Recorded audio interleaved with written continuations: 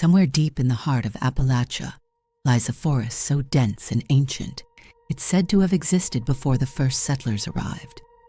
This isn't your typical story about a haunted house or a cursed object. No, this is the tale of the Whispering Forest, a place that has devoured entire families, leaving behind only questions and the lingering sound of whispers. In 1987, a family of 3, Mark and Laura Jennings, along with their 7-year-old daughter Emily, decided to move to a remote cabin near the Whispering Forest. Mark had recently inherited the property from a distant uncle who had mysteriously vanished decades earlier.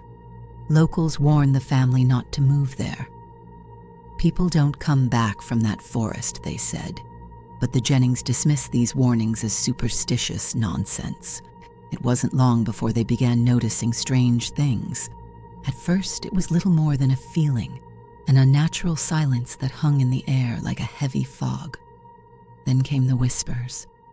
At night, they could hear faint voices drifting through the trees, calling out their names. Emily was the first to mention them. "Mommy," she whispered one night, "they're telling me to come play." Days turned into weeks, and the family's unease grew. Laura began finding odd symbols carved into the trees around their property, circles, spirals, and crude humanoid shapes. Mark dismissed it as the work of vandals, but Laura wasn't so sure. Then came the shadows. They would appear just at the edge of their vision, dark, humanoid figures standing silently between the trees.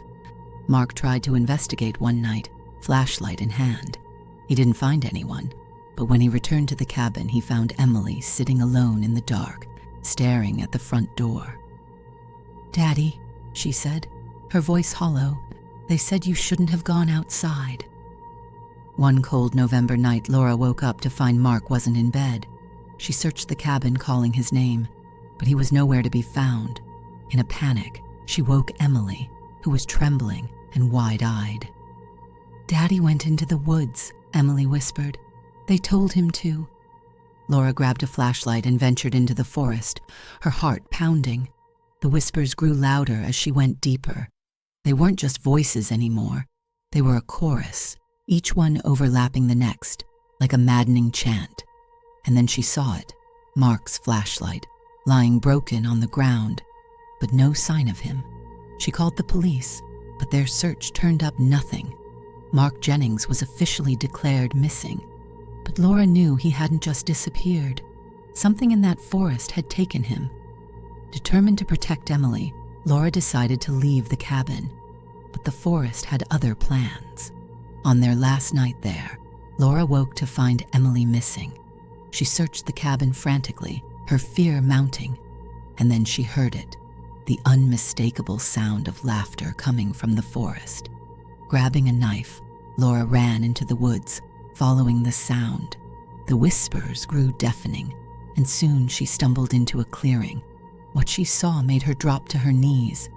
Emily stood in the center, surrounded by shadowy figures. They weren't human.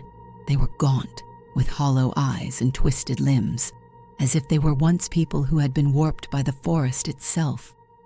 Emily turned to her mother and smiled, but it wasn't her smile. It was something else, something ancient and cruel. "It's okay, Mommy," she said, her voice layered with other, older voices. "They just want to play." Laura screamed and charged forward, but the shadows moved as one, forming a barrier around Emily. The whispers were so loud now that Laura could feel them in her bones. In desperation, she slashed at the figures, but her knife passed through them like smoke.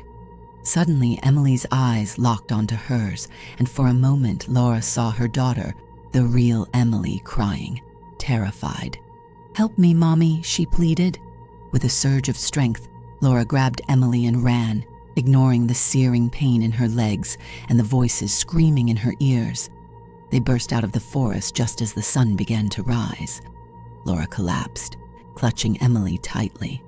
But as she looked into her daughter's eyes, she realized something was wrong. Emily was silent, her gaze vacant. Whatever had happened in the forest had taken a part of her. Laura and Emily moved far away from the cabin, but life was never the same. Emily spoke less and less as the years went by. Her once bright spirit dulled. Laura tried therapy, exorcisms, even shamans, but nothing worked. And then one night, Emily disappeared. Her bedroom window was wide open, and the faint sound of whispers drifted in from the distance.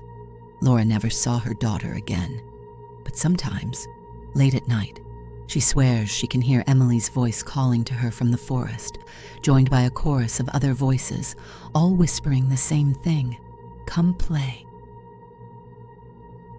To this day, the whispering forest remains shrouded in mystery.